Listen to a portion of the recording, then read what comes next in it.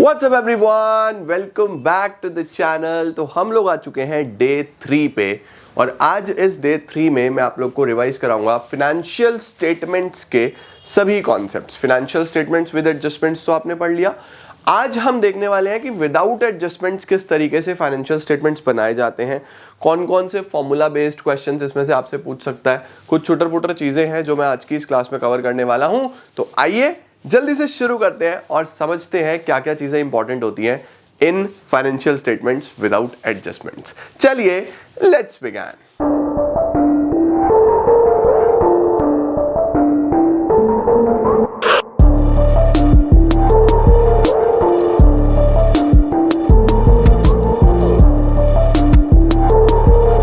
बच्चों, जब हम फिनेंशियल स्टेटमेंट्स की बात करते हैं तो फिनेंशियल स्टेटमेंट्स हमारी वो स्टेटमेंट्स हैं जो हमें दो चीजें मेनली शो करती हैं। ठीक है, जब भी हम किसी सोल प्रोप्राइटर की फाइनेंशियल स्टेटमेंट्स देख रहे हैं तो एक तो हमें वो प्रॉफिटेबिलिटी शो करेंगी और दूसरा वो हमें फाइनेंशियल पोजीशन शो करेंगी। तो मैंने आपको बहुत डिटेल में पढ़ाया है कि फाइनेंशियल स्टेटमेंट्स जब हम पढ़ते हैं तो दो चीजें हम देखते हैं कि भैया प्रॉफिट्स कितने हैं और फाइनेंशियल पोजीशन कैसी है ना।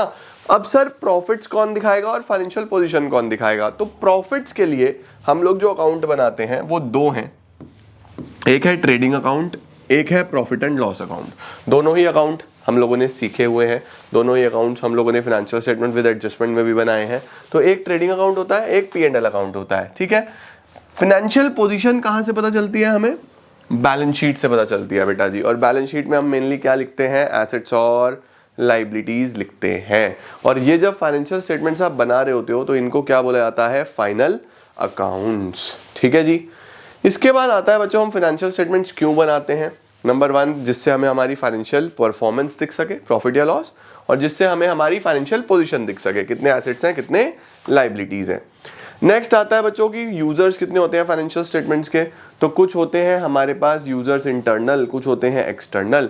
इंटरनल में हमारे पास बच्चों नॉर्मली ऑनर्स और मैनेजमेंट आ जाते हैं और एक्सटर्नल में हमारे पास सारे आउटसाइडर्स आ जाते हैं। तो कौन कौन यूज करता है? मैनेजमेंट यूज करता है, इन्वेस्टर्स देखते हैं, शॉर्ट टर्म क्रेडिटर्स देखते हैं, एम्प्लॉइज देखते हैं, गवर्नमेंट देखती है, टैक्स अथॉरिटीज देखती हैं। तो ये सब हमारे फाइनेंशियल स्टेटमेंट के यूजर्स होते हैं। थ्योरी कम पूछी जाती है लेकिन फिर भी आपको पता होनी चाहिए। ठीक है, अब इनकम स्टेट में बेटा क्या क्या आता है हमारे पास? इनकम स्टेटमेंट में दो पार्ट्स हैं। First is the trading account, the second is the P&L account. तो जब भी आप फाइनेंशियल स्टेटमेंट्स बनाते हो तो पहले बच्चा हम ट्रेडिंग अकाउंट बनाते हैं, फिर हम P&L अकाउंट बनाते हैं। ठीक है सर ट्रेडिंग अकाउंट क्या है? देखो, ट्रेडिंग अकाउंट से हमें सबसे पहले क्या मिलता है? एक ऐसा अकाउंट है जिसको हम लोग बनाते हैं टू कैलकुलेट ग्रॉस प्रॉफिट और ग्रॉस लॉस। सही है। और ये जो पर्पस है ट्रेडिंग अकाउंट का वो सिर्फ ये है कि ट्रेडिंग एक्टिविटीज को रिकॉर्ड करना मेनली, है ना। जितनी भी ट्रेडिंग एक्टिविटीज होती हैं उनको रिकॉर्ड करना। अच्छा, ट्रेडिंग अकाउंट को कभी कभी हम गुड्स अकाउंट भी बोलते हैं क्योंकि it is related to goods. Okay, यहाँ पे लिखा हुआ है अगर सेल ज्यादा होती है परचेजेस और एक्सपेंसेस से तो हम लोग बोल देते हैं ग्रॉस प्रॉफिट आ गया, और अगर सेल्स कम रह जाती है यानी परचेज और एक्सपेंसेस ज्यादा हो जाते हैं तो हम लोग बोल देते हैं कि जो डिफरेंस है वो आ गया ग्रॉस लॉस। ओके, देखो क्या फॉर्मेट है सर ट्रेडिंग अकाउंट का, जल्दी से क्विकली रिवाइज कर लो।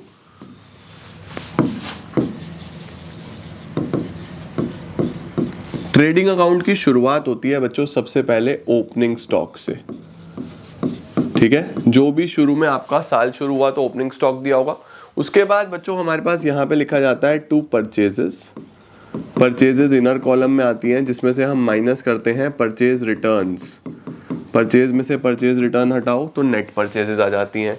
फिर हमारे पास यहाँ पे आता है सेल्स,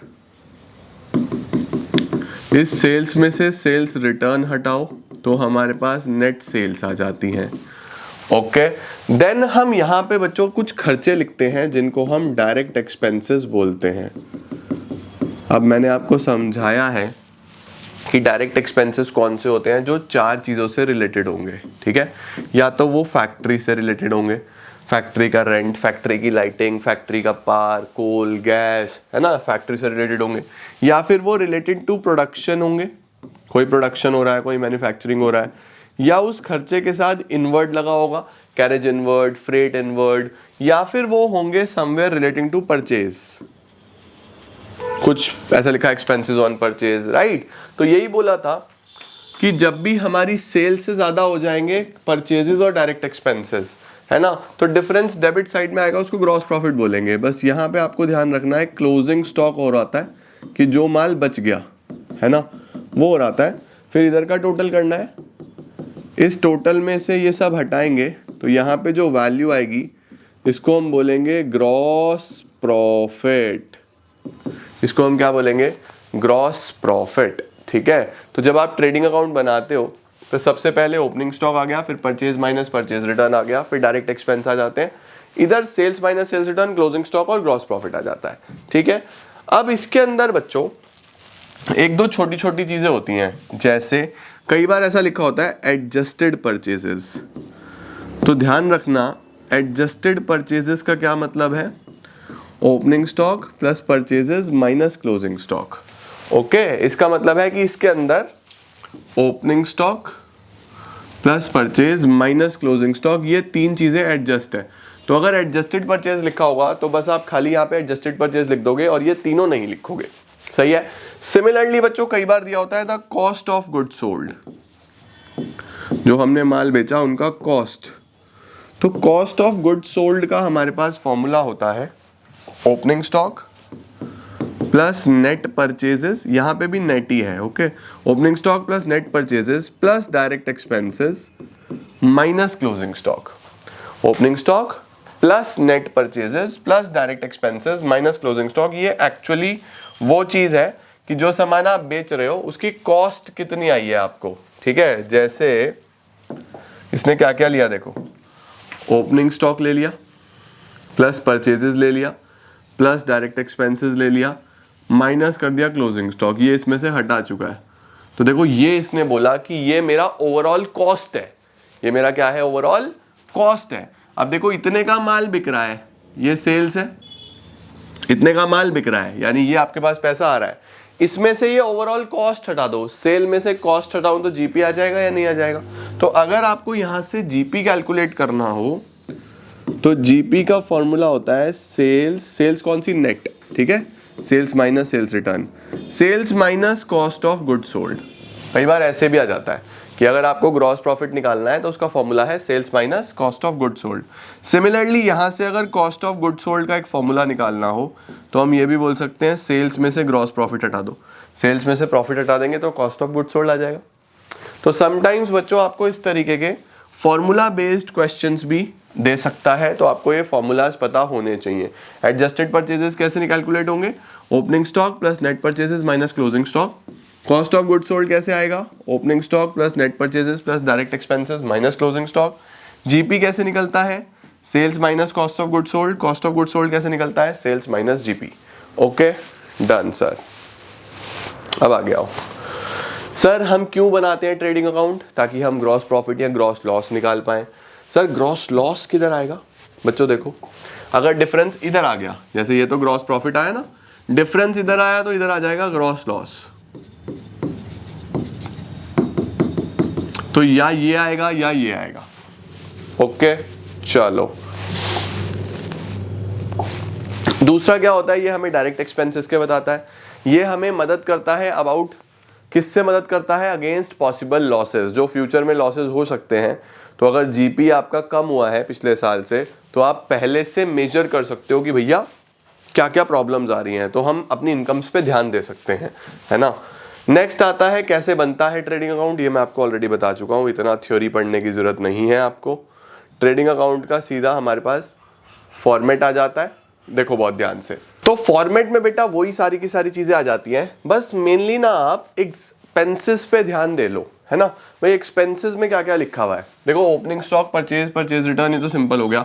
इधर भी सेल, क्लोजिंग स्टॉक और सेल माइनस सेल्स रिटर्न, ठीक है। खर्चे देखो वेजेस, वेजेस एंड सैलरीज। बच्चों कई बार ना ये इकट्ठे दिए होते हैं, तो याद रखना वेजेस पहला शब्द देखना है। वेजेस होती है जो फिजिकल लेबर पे मिलती है, ऑफ कोर्स फैक्ट्री में होगी इसीलिए यहाँ पे आएगी। डायरेक्ट एक्सपेंसेस इन्हीं को बोलते हैं। कैरेज लिखा हो, कैरेज इनवर्ड लिखा हो। कैरेज होता है किराया, सामान खरीदा तो किराया लगेगा, कैरेज ऑन परचेज लिखा हो, परचेज का खर्चा। गैस फ्यूल पावर फैक्ट्री में लगेगा। Freight and cartridge, freight is भाड़ा, कार्टेज इज जिस कार्ट्स में बड़े बड़े बॉक्सेस में सामान पैक होके आएगा उसका खर्चा। मैन्युफैक्चरिंग एक्सपेंसेस हो, प्रोडक्टिव एक्सपेंसेस हो, फैक्ट्री एक्सपेंसेस हो, डॉक चार्जेस हो, अगर आपने शिप से कोई सामान मंगाया उसके खर्चे को डॉक चार्जेस बोलते हैं, क्लियरिंग चार्जेस बोलते हैं। इंपोर्ट ड्यूटी हो या कस्टम ड्यूटी हो, इंपोर्ट ड्यूटी जब आप बाहर से इंपोर्ट करते हो सामान, उस पर जो टैक्स लगा उसको हम इंपोर्ट ड्यूटी बोल देते हैं।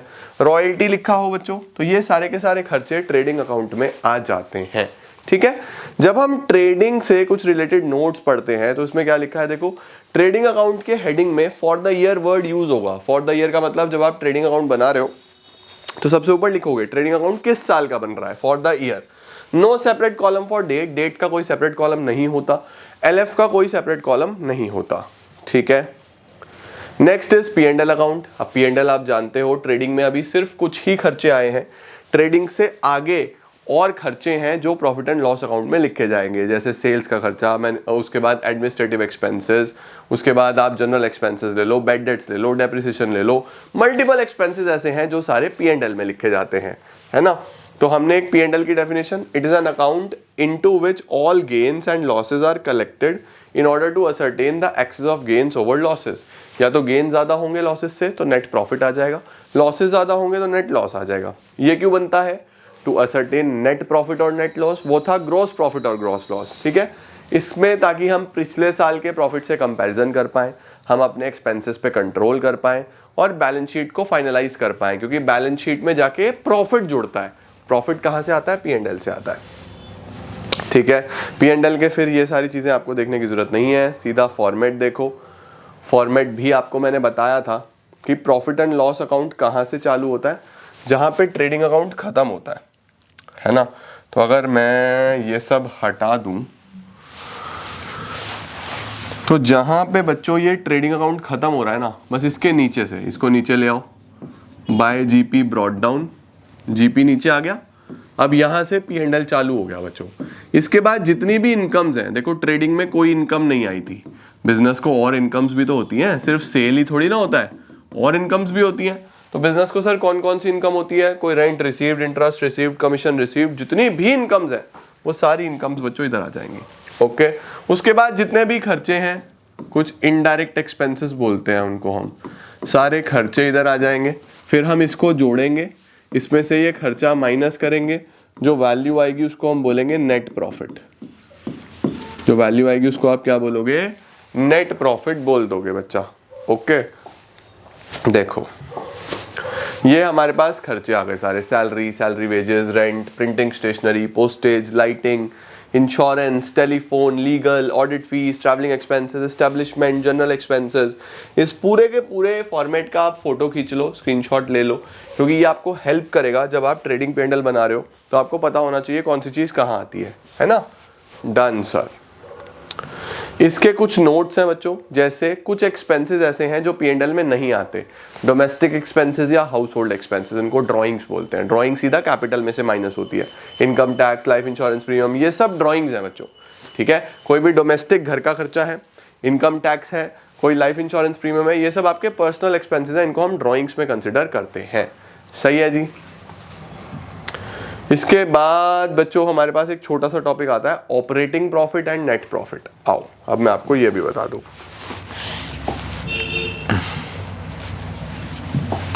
देखो बेटा, आप लोगों ने सबसे पहले पी एंड एल अकाउंट में क्या किया, पी एंड एल अकाउंट में जीपी ब्रॉट डाउन किया, है ना, ये ग्रॉस प्रॉफिट आ गया। अब इसके बाद आप देखते हो कि बिजनेस में होने वाली इनकम्स और बिजनेस में होने वाले एक्सपेंसेस, बट कुछ इनकम्स और एक्सपेंसेस ऐसी होती हैं जो बिजनेस के लिए नॉर्मल नहीं है, जो बिजनेस के ऑपरेशन से मिलती जुलती नहीं है। सर जैसे लॉस बाय फायर, अब बताओ अगर आग लग गई तो उस चीज का बिजनेस के नॉर्मल ऑपरेशन से क्या लेना देना है, रोज रोज थोड़ी ना लगती है, तो ये बिजनेस के लिए नॉर्मल नहीं है। इसी लॉस बाय फायर का इंश्योरेंस क्लेम मिल जाना, कोई इंश्योरेंस क्लेम रिसीव्ड, आपको इंश्योरेंस क्लेम मिल गया, कोई इनकम टैक्स का रिफंड आ गया, है ना, कोई आपने एसेट बेच के प्रॉफिट कमा लिया, profit on sale of asset. तो तो बहुत सारी चीजें ऐसी होती हैं जो बिजनेस के लिए नॉर्मल है, जैसे सैलरी देना, है ना, जैसे एडवर्टीजमेंट, जैसे डेप्रिसिएशन, ये सब नॉर्मल है। बहुत सारी चीजें ऐसी होती हैं जो नॉर्मल नहीं है, जैसे कि interest on loan. Interest on loan तभी दिया जाता है जब लोन लेते हैं, हम लोन कोई नॉर्मल ऑपरेशन थोड़ी ना है, राइट। तो बहुत सारी चीजें जो नॉर्मल है और बहुत सारी चीजें जो नॉर्मल नहीं है, वो सब अभी तक आप P&L में लिख रहे थे। बट अभी हम क्या बोल रहे हैं, अभी हम बोल रहे हैं जो नॉर्मली बिजनेस के ऑपरेशन से रिलेटेड है उनको हम ऑपरेटिंग एक्सपेंसेस बोलेंगे भैया। उनको हम क्या बोलेंगे, ऑपरेटिंग एक्सपेंसेस। मतलब कि जो आपको लग रहा है कि बिल्कुल नॉर्मल एक्सपेंसेस हैं, बिजनेस से रिलेटेड है, चाहे सैलरी हो, उसके बाद एडवर्टीजमेंट हो, लीगल चार्जेस हो, डेप्रिसिएशन हो, ये होता रहता है ना, इसके बिना बिजनेस ही नहीं चल सकता, तो वो आपके लिए ऑपरेटिंग एक्सपेंसेस कहलाएंगे। ऐसी ही इनकम जो आपको मिलती रहती है, डिस्काउंट रिसीव्ड, कमीशन रिसीव्ड, है ना, वो आपके लिए ऑपरेटिंग इनकम्स कमाएंगी। सही है। अब जो आपके पास प्रॉफिट आएगा, इन दोनों को जोड़ के ये माइनस करो, जो प्रॉफिट आएगा उसको आप पहले ऑपरेटिंग प्रॉफिट बोलोगे। उसको आप क्या बोल दोगे, ऑपरेटिंग प्रॉफिट, ठीक है। फिर आप क्या करोगे, इस ऑपरेटिंग प्रॉफिट को ब्रॉट डाउन करोगे bye operating profit brought down, ये नीचे आ गया। अब आप वो लिख दो जो आपके लिए नॉर्मल नहीं है, उसको हम बोलते हैं नॉन ऑपरेटिंग एक्सपेंसेस। कोई डोनेशन दे रहे हो आप, नॉन ऑपरेटिंग एक्सपेंसेस। कोई लॉस बाय फायर है, लॉस बाय थेफ्ट है, कोई भी ऐसी चीज जो रोज रोज नहीं हो रही है ना, ऐसे ही non operating incomes, non operating incomes. Finally जो आपके पास प्रॉफिट आएगा उसको आप बोलते हो नेट प्रॉफिट। बहुत ज़्यादा इंपॉर्टेंट नहीं है, बट पता होना चाहिए कि अभी तक जो आपने इनडायरेक्ट एक्सपेंसेस बोले थे, इनडायरेक्ट एक्सपेंसेस के दो पार्ट्स हो सकते हैं, ऑपरेटिंग और non operating. Similarly indirect income के भी दो पार्ट हो सकते हैं, operating income and non operating income. तो जो प्रॉफिट आएगा वो पहले ऑपरेटिंग आ जाएगा, फिर नेट प्रॉफिट आ जाएगा। ओके, ये बस पता होना चाहिए, बहुत इंपॉर्टेंट नहीं है, पार्ट ऑफ सिलेबस है, इसलिए मैंने आपको बता दिया। चलो सर, नेक्स्ट आता है बच्चों बैलेंस शीट। किसको बोलते हैं, बैलेंस शीट आप जानते हो, एक ऐसी स्टेटमेंट जिसके अंदर आप फर्म के एसेट्स और लायबिलिटीज लिख रहे होते हो, उसको हम क्या बोल देते हैं, बैलेंस शीट बोल देते हैं सर। चलो भाई, अब बैलेंस शीट क्यों इंपॉर्टेंट है, ताकि आप अपनी फाइनेंशियल पोजीशन देख सको, आप ये देख सको कि बिजनेस में कौन सी और कितने रुपए की लायबिलिटीज हैं, कौन से और कितने रुपए के एसेट्स हैं, कैपिटल कितना है आपके पास, फर्म की क्या पोजीशन है, ये सब देखने में बच्चों हमें बैलेंस शीट हेल्प करती है। ओके, उसके बाद कैरेक्टरिस्टिक्स, बैलेंस शीट एक समरी है पर्सनल रियल अकाउंट की, बैलेंस शीट फाइनल अकाउंट्स का पार्ट होता है, टोटल दोनों साइड का हमेशा इक्वल होता है बैलेंस शीट का, बैलेंस शीट एक डेट पे बनती है ना कि फॉर फिक्स पीरियड, यानी बैलेंस शीट पे कभी फॉर द पीरियड एंडिंग नहीं होगा बच्चों, बैलेंस शीट पे हमेशा एज एट लिखा होगा। ओके, अच्छा, बैलेंस शीट का कौन सा कॉन्सेप्ट है, गोइंग कंसर्न के हिसाब से फाइनेंशियल पोजीशन दिखाती है। ओके, ये क्वेश्चन इंपॉर्टेंट है जिसको हम लोग बोल देते हैं grouping and marshalling of assets and liabilities. Examination में कई बार ऐसा हो सकता है कि आपसे पूछे कि what is the meaning of grouping and marshalling, what is grouping, what is marshalling. तो देखो, ग्रुपिंग क्या होता है, जब आप सिमिलर नेचर के एसेट्स को एक ग्रुप में डाल देते हो, जैसे आपने बोला कि भैया land, building, plant machinery, furniture, ये सारे के सारे हमारे लिए फिक्स एसेट्स हैं या फिर नॉन करंट एसेट्स हैं, तो नॉन करंट एसेट्स में आपने इनका ग्रुप बना दिया। Similarly cash, debtor, stock, BR, ये आपने बोल दिया कि ये हमारे लिए करंट एसेट्स हैं, तो ये आपने क्या करी, ग्रुपिंग, ये आपने क्या करी, ग्रुपिंग। अब जब आप ऑर्डर डिसाइड करते हो कि पहले नॉन करंट लिखूं फिर करंट लिखूं, इसका मतलब ऑर्डर ऑफ परमानेंस, या फिर पहले करंट लिखूं फिर नॉन करंट लिखूं, उसको बोलते हैं ऑर्डर ऑफ लिक्विडिटी, राइट। तो जब आप ऑर्डर डिसाइड कर रहे हो तो उसको बोलते हैं मार्शलिंग। तो sir what is marshalling, marshalling is the arrangement of various assets and liabilities in the proper order. Marshalling या तो लिक्विडिटी के फॉर्म में हो सकती है, या फिर देखो ऐसा लिक्विडिटी होता है, लिक्विडिटी में पहले वो चीजें लिखी गई हैं जो कैश में जल्दी कन्वर्ट हो जाएंगी, जैसे करंट एसेट्स, ये कैश में जल्दी कन्वर्ट होंगे, उसके बाद नॉन करंट एसेट्स जो कैश में बाद में कन्वर्ट होंगे।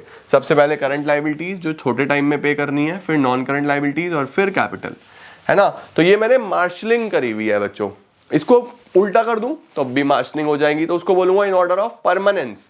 कुछ भी मेंशन नहीं होता तो लिक्विडिटी में बनती है ना।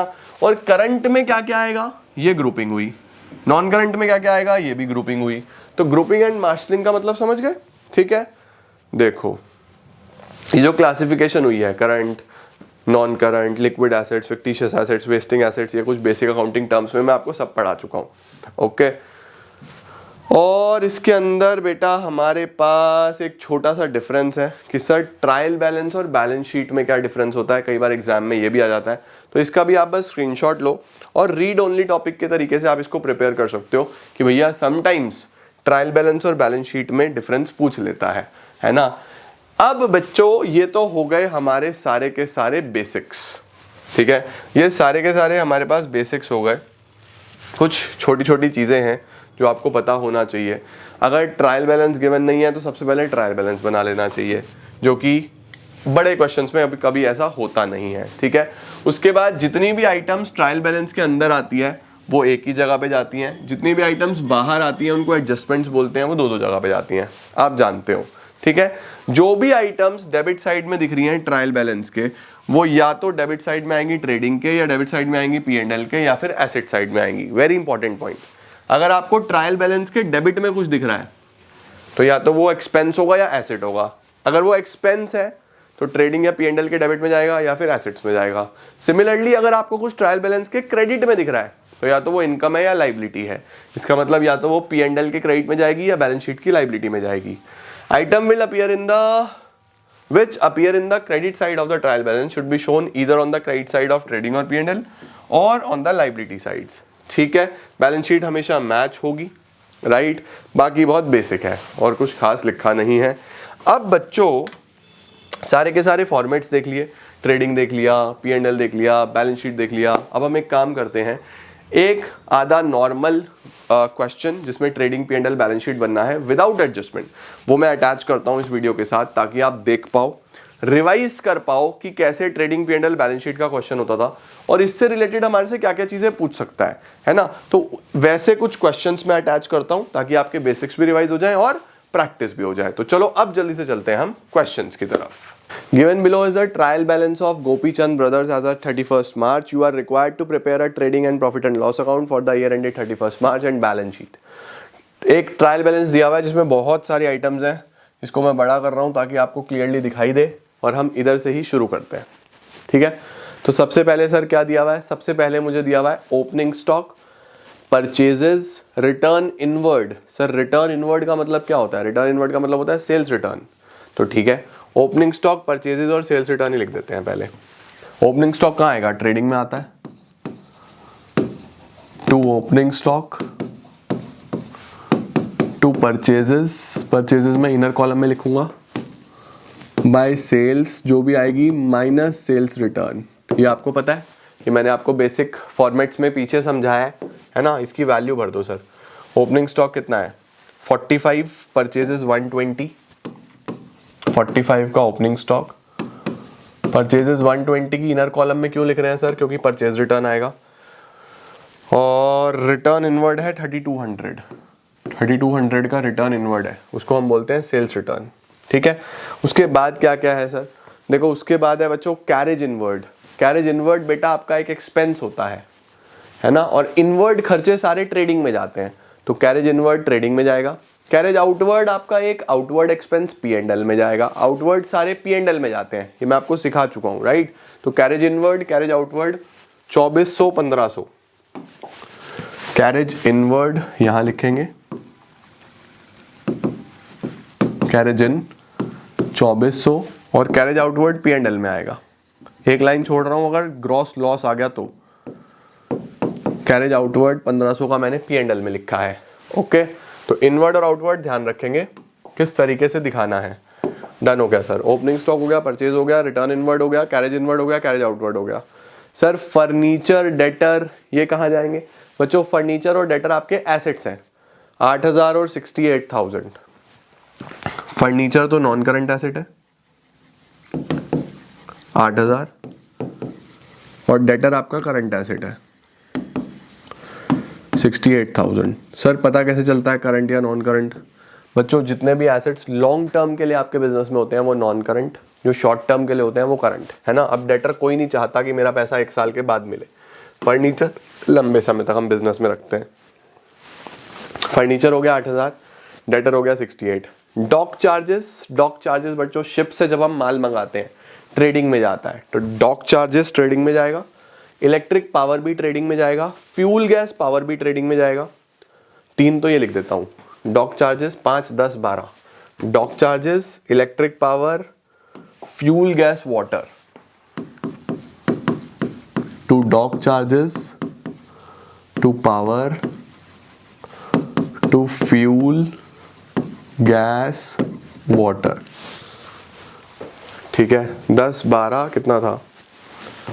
ये था सर 5, 10 और 12, 5,000, 10,000, 12,000। ठीक है सर, ये भी हो गया। इलेक्ट्रिक पावर हो गया, फ्यूल गैस वाटर हो गया। अब आ गया बैड डेट्स। बैड डेट्स क्या है सर? बैड डेट्स आपके लिए नुकसान है, तो P&L में जाएगा। बैड डेट्स, एडवर्टीजमेंट, सैलरी, ये तीनों P&L में जाएंगे। बैड डेट्स, एडवर्टीजमेंट और सैलरी। आ जाओ sir. 2 bad debts, 2 advertisement, 2 salary. Sir कितने कितने हैं ये? बैड डेट्स, एडवर्टीजमेंट और सैलरी, तो ये हो गया बच्चों 1100, 25,000, 36,000। 1100, 25,000, 36,000। 1100, 25,000, 36,000। 1100, 25,000 और 36,000। उसके बाद क्या है सर? बैड डेट्स हो गया, एडवर्टीजमेंट हो गया, सैलरी हो गया। Cash in hand, cash at bank, motor vehicle, ये तीनों एसेट है। कैश, बैंक और मोटर व्हीकल तीनों हमारे एसेट्स हैं। कैश करंट एसेट होता है बच्चों, बैंक भी करंट एसेट होता है, व्हीकल आपका नॉन करंट एसेट होता है क्योंकि वो लंबे समय तक आपके बिजनेस में रहता है। ठीक है, तो कैश, बैंक और मोटर व्हीकल कितने कितने के हैं? थोड़ा सा कंफ्यूजन होता है, तो कभी भी कंफ्यूजन हो तो ऐसे 8100, 30,000, 58,000। 8100,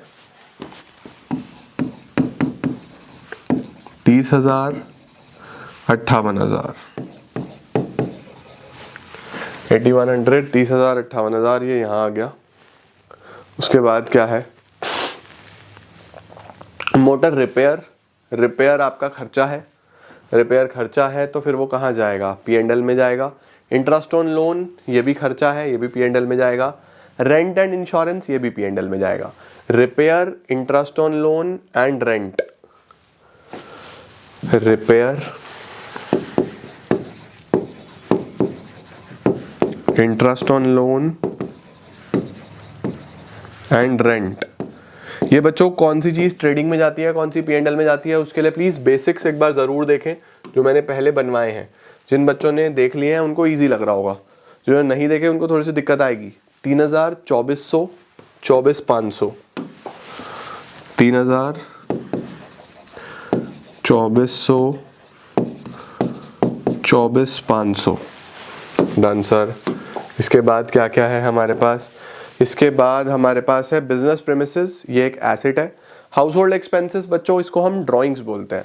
बिजनेस प्रेमिसेस 1,06,000 की, ड्राइंग्स 33,000 रुपए की।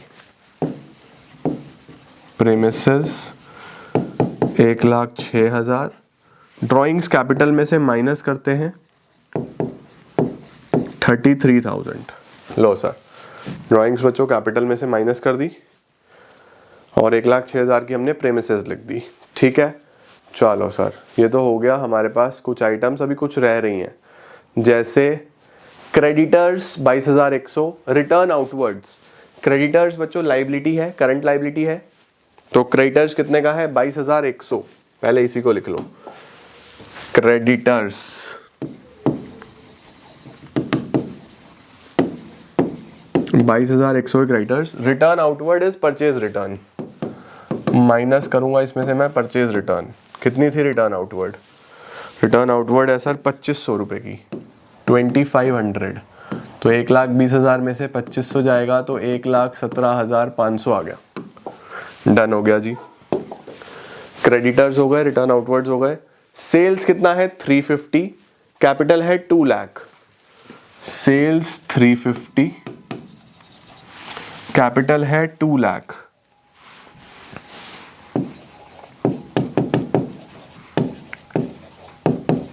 कैपिटल है 2 लाख। तो 350 में से अगर हम 3200 हटा दें तो कितना आ जाएगा, 3,46,800। ठीक है ना, 3,46,800 की हमारे पास सेल्स आ गई। चलो सर डन। उसके बाद क्या है, क्रेडिटर्स हो गया, सेल्स हो गया, कैपिटल हो गया, लोन लिया। लोन बच्चों आपकी लाइबिलिटी होती है 24,000। डिस्काउंट रिसीव्ड और कमीशन भी आपको क्रेडिट साइड में दी हुई है। देखो ये ट्रायल बैलेंस की क्रेडिट साइड है तो आपको मिली है। ठीक है, done sir. Loan from bank is a liability, trial balance है ना ये, यस ट्रायल बैलेंस है। Loan 24,000, discount received, commission received. Loan 24,000, इधर आ जाएगा डिस्काउंट रिसीव्ड, P&L के क्रेडिट में आता है, और कमीशन रिसीव्ड भी इधर ही आता है, commission received. Discount received, commission received कितने का है, कितने का है सर, 2,000 और 1,600, 2,000 और 1,600। अब एक लास्ट आइटम बची बच्चों, ओ नो, वो क्या है, लास्ट आइटम बची बच्चों हमारे पास, वो है क्लोजिंग स्टॉक। देखो क्लोजिंग स्टॉक नीचे दिया हुआ है बिल्कुल लास्ट में 75,000, इफ यू कैन सी, बाहर दिया है, हमेशा ट्रायल बैलेंस के बाहर होगा। अगर बाहर होगा ना बच्चों तो दो जगह जाएगा। ठीक है सर, दो जगह क्यों जाता है बेटा, जितनी भी चीजें ट्रायल बैलेंस के बाहर है ना उनको हम एडजस्टमेंट्स बोलते हैं, और एडजस्टमेंट सारी दो जगह जाती हैं, ये हम अगले चैप्टर में भी सीखेंगे। यहाँ पे आप इधर लिखोगे एक तो क्लोजिंग स्टॉक 75,000, और दूसरा एसेट्स में आता है हमारे पास क्लोजिंग स्टॉक। तो ऑलवेज रिमेंबर, आपके पास जितनी भी एसेट्स या लाइबिलिटीज हैं, क्लोजिंग स्टॉक एक तो एसेट्स में जाता है और ट्रेडिंग के क्रेडिट साइड में जाता है। ओके, बस अब ये आप प्लस कर दो सारे, इसमें से ये सब माइनस कर देना, तो यहाँ पे आपका ग्रॉस प्रॉफिट आ जाएगा। इसको बोलोगे टू जीपी कैरिड डाउन। ठीक है सर, कैरिड डाउन क्यों, क्योंकि वो इसमें ब्रॉट डाउन होगा। चलो सर, 346,800 और 75,000 कितना हो गया, 346,800, 75,000, 421,800, तो ये टोटल हो गया। ये ठीक लिखा था ना मैंने, 350 माइनस, हाँ जी 346, 421,800 minus 45,000 minus 1,17,500 minus 2,400 minus 5,000 minus 10,000 minus 12,000, तो बच्चों 2,29,900 का प्रॉफिट आ रहा है, 229,900, और 4,21,800 टोटल हो गया। तो 229,900 हम यहाँ पे लिख देंगे, 229,900 आप यहाँ पे लिख दोगे। ग्रॉस प्रॉफिट डॉट डाउन हो गया, ये यहाँ से बस यहाँ नीचे आ जाता है। ओके, अब आप इधर का टोटल लगाओगे, उसमें से ये सब माइनस करोगे, तो आपके पास यहाँ पे नेट प्रॉफिट आ जाएगा, to net profit 229,900 plus 2,000 plus 1,600, 2,33,500। तो 2,33,500 में से बच्चों ये सब खर्चे हटाओ, माइनस 1,500, 1,100, 25,000, 36,000, 3,000, 2,400, 24,500, 1,40,000 का बच्चों नेट प्रॉफिट आया। और इस नेट प्रॉफिट को क्या करते हैं, ट्रांसफर टू कैपिटल। 1,40,000 कैपिटल में जोड़ दो, कितना फाइनल आएगा, 1,40,000 प्लस 2 लाख माइनस 33,000, 3,07,000 बच्चों यहाँ पे आ गया कैपिटल का वैल्यू। अब हमें बस बैलेंस शीट का टोटल लगाना है। अगर टोटल मैच हो गया इसका मतलब सब कुछ ठीक है, मैच नहीं हुआ तो कुछ ना कुछ हमने गलती कर दी। 3,07,000, 24,000, 22,100, 353 100। ये तो इधर आ गया। अब उधर देखते हैं 68,000, 8,100, 30,000, 75,000, 8,000, 58,000, 1,06,000, 35, 3100। लो सर 3,53,100 ये आपके सामने आ गया। तो ट्रेडिंग, P&L और बैलेंस शीट पूरा मैच हो गया हमारा। इस तरीके से बच्चों आप ट्रेडिंग, P&L, बैलेंस शीट का क्वेश्चन करते हो। I am very much hopeful कि आप लोगों को समझ में आ गया होगा बहुत अच्छे तरीके से कैसे किया जाता है trading, P&L, balance sheet. Thank you so much guys for joining and I am gonna see you all super soon. Till then see ya, take care, bye bye.